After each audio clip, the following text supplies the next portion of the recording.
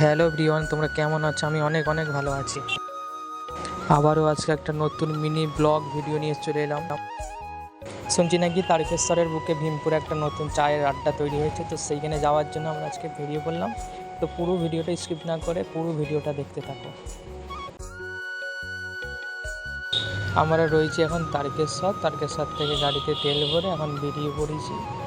এখন আমরা যাব কলাইগুন্ডু ব্রিজের আগে যে রাস্তাটা চলে যাচ্ছে একদম মাঠের মধ্যেখান দিয়ে ভীমপুর মোড়ে উঠছে, সেই রাস্তাটা দিয়ে যাব। তোমরা ভিডিওটা দেখতে থাকো, নাহলে বুঝতে পারবে না।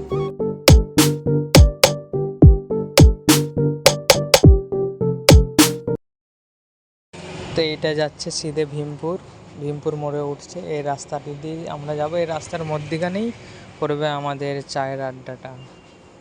তো আমরা যেহেতু বাইরে থাকি, দেশে চায়ের আড্ডা না দিলে হয়, তো চায়ের আড্ডা দেওয়ার জন্য আমরা বেরিয়ে পড়েছি এখন। তো বন্ধুরা, আমার চ্যানেলে যদি নতুন হয়ে থাকো, চ্যানেলটি সাবস্ক্রাইব করবেন এবং ভিডিওগুলো বেশি বেশি করে শেয়ার করবেন, এবং ভিডিও ভালো লাগলে তোমরা কমেন্টে জানাবে।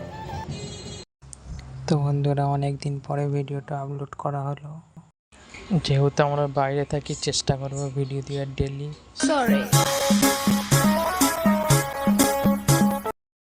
তো বন্ধুরা, এসে পৌঁছে গেলাম সেই ভীমপুর পার্ক।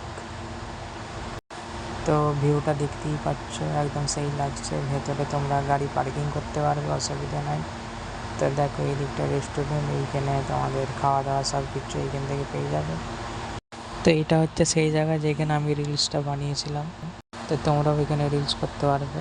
তো এটা হচ্ছে ডেকোরেশন, এইখানে বসে চায়ের আড্ডা দিতে পারবে বন্ধু বান্ধবদের সাথে। তো চলো পুরো ভিউটা দেখে দিই একবার।